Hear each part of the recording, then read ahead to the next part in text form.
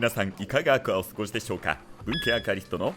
ハテナです。はい、ということでですね、ようやく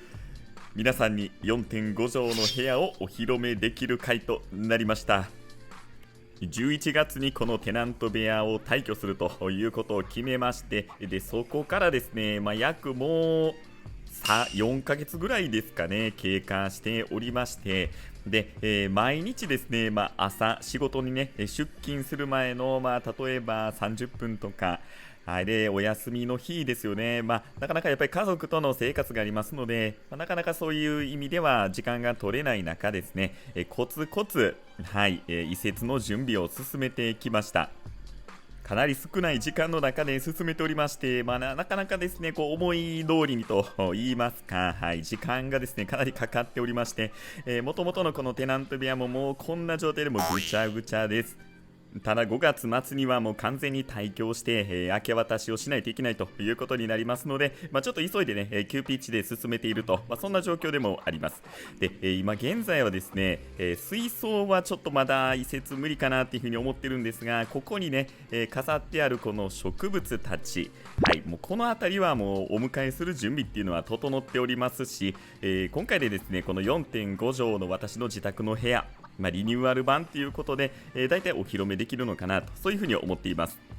で今回のこの 4.5 畳の部屋のコンセプトになるんですが、私ですね、アクアリウムプラスこの植物っていうのもかなりハマっておりますので、その2つを共存できるような環境、だいたい半々ぐらいのスペースっていうふうに考えているんですが、水槽半分で植物を置くスペース半分みたいな形で住み分けをですね考えて、今もとにかく 4.5 畳の部屋のですね準備、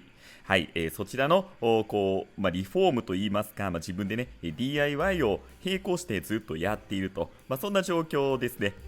で水槽を置くための工夫としましては、前々回ぐらいですかね、動画でアップさせていただいたジェックスのなんていうんですかね、スチールラックの2段組になっている水槽台、あれをですね DIY でいろいろ組み替えていってですね、水槽を上下2段に置けるような、そんな工夫をしながら水槽をたくさん置きたいと、そんな風な動画をアップしたかと思います。正直こちらの部屋が20畳弱ありますので、 4.5 畳って言いますと4分の1以上ですかね。それぐらい、かなり狭い部屋に戻るということになりますので、全部ね持っていけるんかなっていうのが、私もかなり心配だったんですが、もうねちょっとほぼほぼ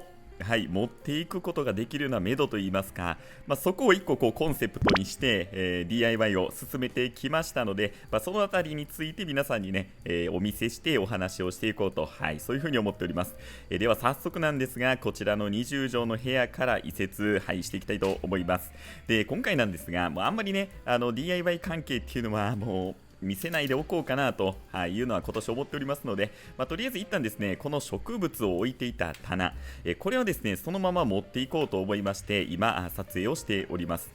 これねちょっともう正直あんまり持っていきたくなかったというか、もうむちゃくちゃでかくて、これサイズ見ていただいたらわかると思うんですが、横幅が確か1800ちょっとぐらいありますね。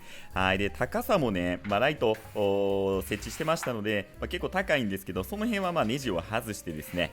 このように立てて持っていこうかなと思っております。今回難関としましては、螺旋階段をまた下って、私の自宅 4.5 畳がまた2階にありますので、そこに持っていくっていう作業が一番ね、ちょっとしんどいというか、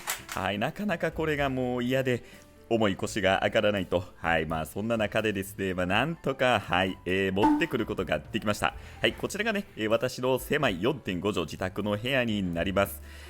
この位置にですね、私のこの、先ほどお見せした植物棚を置くと、ということになります。前回ですね、壁紙を張り替えるということで、動画をお見せしたと思います。で、あとね、床も、その前の動画でお見せしておりますので、あとはですね、この植物育成棚であったり、若干DIY したりとかで、かなりですね、いい感じの、部屋になってきてるんじゃないかなと、そんな風に私は思います。さあ、ということで、大体準備ができました。で、あとはもう笛に増えたこの植物たちをね、持ってくるということで、完成になるんですが、はい、こんな風にこれエキスパンドメタルって言いましてね、これ使ってたものを再利用、はい、今回もすべてね、再利用です。ほとんど買ってません。はい、若干ですね、木材追加で購入した、長い木材がね、欲しかったので、それを追加で購入したぐらいで、ほぼほぼもうテナントにあるものを再利用して作った、はい、そんな今回の 4.5 畳の部屋がこちらになります。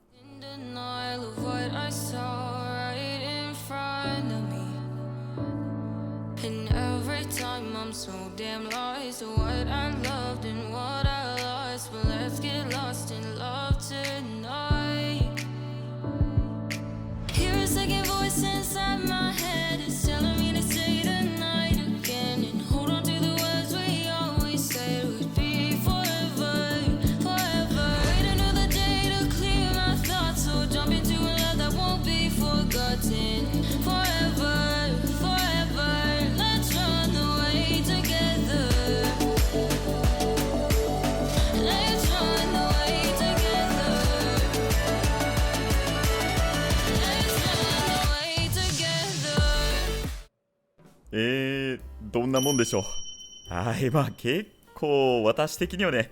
結構いい感じに、できたんじゃないかなと、はい、思っております。ちょっとね、1個ずつ、ご説明をしていきます。まずこちらがですね、私が持ってきた植物育成棚。これはね、かなり気に入っておりましたので、ちょっとね、窓際といいますか、窓をね、基本的に開けることっていうのはないですし、こんな風に、遮光カーテンといいますか、カーテンちゃんなブラインドか、ブラインドで隠したりしてますので、ただ、一応植物置いてるので、ブラインドを開けて、はい、光を入れるっていうことも、できたりしますので、この位置に置きました。一応置いてるのはアガベであったりだとか、結構ね、気に入っている株をここに置いています。で、その隣、こちらですね、壁一面にエキスパンドメタルを使っておりまして、ビカクシダなんかを吊り下げたりだとか、そんなね、用途で、はい、やっております。あとはですね、この上に置いているのが、モンステラとかですかね、いろんな植物関係、はい、アガベ以外の、そんなにね、強い光を必要としないようなものっていうのを、この辺りに置いております。で、こちらの棚の下段にはこんな風にですね、これアガベがほとんどですかね。はい、かなりね、もう増えたんですよね。未生のものとかもあったりするんですけど、大体は私がフリマアプリとか、オークション系で、はい、購入した、アガベたち、はい、がメインになるかなと思います。いや、本当にね、むちゃくちゃ増えましたね。正直植物もね、こんなに増えるとは思ってなかったんですが、やっぱりね、一度これもハマると抜け出せないなんか魅力がありますよね。で、使っているライトがこれ。はい、これ皆さんわかりますかね。で、こちらのライトはブリムさんのパネル A、もともと2台持ってたんですが、3台、追加で購入しまして、計5台で、はい、結構強い光で育てたいっていう、そういうね、やつをこの下に置いております。いや、なんかこのアクアリウムやっぱりハマる方ってこのアガベとかカイコン、パキポディウムとかですね、ビザールプランツっていうね、ジャンル結構ハマる方多いと思うんですけど、皆さんどうですかね。いや、これね、本当にハマり出すと抜け出せないなんか魅力があるんですよね。水草とかよりもですね、やっぱり水上に、はい、当然ありますので、結構育てやすいと言いますか、特にアガベなんかはかなり強い品種になりますので、枯らすような失敗をするとかがね、ないんですよね。そういう意味では結構ハマる要素っていうのはやっぱりありますよね。皆さんどうですかね。なんかやっぱり水草とか、あるいはかっこいいね、このなんか隆起するようなこの形状。流木とかにも通ずるようなね、なんか力強さみたいな生命力みたいなのが感じられるので、はい、結構おすすめというか、皆さんね、結構やってらっしゃる方多いんじゃないでしょうか。はい。で、ちなみに天井どうなってるかって言いますと、こんな風にですね、これエキスパンドメタルであったりだとかを、柱をね、天井、ほぼほぼ一面です。はい。ほぼほぼ一面張り巡らせて、そこでなんかライトをなんか照らしたりだとか、あるいは木材で、あえてこれ天井を若干低く設定したりとか、そんな風なね、工夫をしています。で、そこからライトを吊り下げて、照射したりだとか、植物を吊り下げたりとか、そういうね、感じでやっております。天井ね、あえて低くしているのは、そうすることでね、なんて言うんでしょう、やっぱり 4.5 畳ってかなり狭いので、あえて天井を下げる方がなんとなくね、空間を広くというか、なんかメリハリをつけるっていうのがね、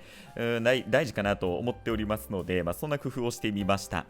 で、実はこれはこちらの植物育成棚にも同じことが言えます。このように見ると、気づかないと思うんですが、実はね、この植物育成棚を置いているこの地面、若干高さを上げております。これが私にはアイデアがありますと、言った答えになるんですが、こんな風にですね、若干こうね、はい、これ 35mm の赤松材ですが、これをこう段組みで組むことで高さを上げているんです。はい、でこれ一応2つ理由がありまして、1つ目はこの植物育成棚自体が結構ね高さが低かったので、ちょっと上げたいなっていうのが1点と、でもう1つが、こうすることで視覚的にね、なんとなくこう段差があることで、広く感じさせるっていうような効果があると思ってやってみました。これはですね、実際私の妻がこの 4.5 畳の部屋に、ある程度完成したこの状況を見てですね、なんか広くなったみたいなこと言ってたんで、多分ね、そういう効果ってきっとあるんじゃないかなと思います。で、天井も基本的に木材で下げてるんですけど、一部ね、そのままの状態に残したりしてるので、視覚的にはこうね、先が見えるっていうのがこう広さを感じるような、そういうね、ことってあると思うんですよね。はい、で実はこれね、入り口入ったらこんな風に地面に、木材、これ赤松材 35mm になるんですが、これをね引いてます。でこれ理由は何かと言いますと、私やっぱり水槽を、メインで置きたいと思っておりますので、もし万が一水が漏れたりしてもここでねせき止めると、そういう役割をしております。でこの木材自体、これどういう風にね下に接着してるかっていうと、もう単なる接着剤です。で、接着剤でこういう風にね縁取ることで、そこで水を止めると、そんな工夫をしております。この部屋自体をこの、35mm の赤松材とボンドでこう止めるということになりまして、元々の部屋自体を、ね、傷つけてはおりません。あくまで簡易的な、ね防水といいますか、水漏れをこう防ぐっていう、そういう、ね、役目です。念のためにいつもね塗ったりはしております。はい、ということで、こちらがですね、私の植物育成環境ということになります。いや、じゃあアクアリウムどないなっとんねんということなんですが、ちょうどねこちら側の反対側を見ると、はい、以前お見せしたジェックスの60センチ水槽台、これ上下ね置けるものっていうのを3つ使いまして、こんな風に水槽台兼、棚ということで作成をしております。これ作り方気になるっていう方、いらっしゃるんですけど、全然ねめちゃくちゃシンプルで、若干ねこう高さを、35mm の赤松材を3段に組みまして、でその上にジェックスの水槽台を置く。で、周りで同じく 35mm の赤松材でこう装飾をしていくと。それぐらいなんですよね。あとは天板は普通に、厚みのあるものを置くと。はい。で、置き方とかもですね、やっぱり普通に置いたらずれ落ちるので、私は100均で売ってるような厚みのあるなんか透明のね両面テープみたいなの、そんなのをね使ってます。はい、その冗談もね結構いろいろ置けるスペースも考えて作りました。はい、ということで、そのスペースを生かして、さらに、植物を私買おうということで、これね鉢皆さん見てもらったら分かると思うんですが、めちゃくちゃでかいんですよ。直径30センチ弱ぐらいあって、これね Amazon で1000円ぐらいでした。で植物これ見てください、めちゃくちゃでかいのね。これフリマアプリで購入しまして、これアガベのポタトラム、雷神ですかね、だと思いますのむちゃくちゃでかい株を、フリマアプリで購入しました。直径30センチ幅でね結構ちょうどいいぐらい、それぐらいのもうすごい株なんですが、こんなものまでねもう置けちゃうぐらいのスペースをね、今回確保できましたので、ということでこんな風にね、植え付けをしました。いやこの鉢結構いいでしょ。これね多分ちゃんとした焼き物で、1000円1100円やったかな、めちゃくちゃ安いです。はい、ということでね、これ実はですね、もう一株、もう一鉢植えを購入しちゃっております。いやもうスペースあるとついこうなんかね水槽と一緒で増やしてしまうっていうの本当に謎ですよね。はい、でこのどでかい鉢の置き場所としてはこちら、これはですね先ほどの水槽台、DIY した水槽台のところにちょっとねこれも高さを上げまして、スペースを設けたということになります。一応30キューブセンチ水槽とか置けるような台としても考えておりますので、その辺はねちょっとどうするかっていうのはまた考えたいと思います。はい、ということで今回は私の自宅の 4.5 畳の部屋っていうのがほぼほぼ、あとは水槽を移すだけっていうところまで、来ましたので、ご紹介をしてきました。かなりですねちょっと植物がもう増えに増えたっていうところで、その置き場所なんかもこう考えながら、今回組んでいきましたので、植物半分、アクアリウム半分みたいなね、そんな感じでちょっと楽しんでいこうかなというふうに思っております。はい、ちょっと一段落ついたっていうことで、ちょっとだけね、こう安心というか、なんとなく先が見えてきたというところです。これからですね、またアクアリウム、水槽を立ち上げたりだとかっていうのが、待っておりますので、ぜひ皆さんそのあたりもご覧いただけたらと思います。ということで、本日も最後までご視聴ありがとうございました。ぜひこの動画が良ければ、高評価、チャンネル登録をよろしくお願いいたします。それではまた。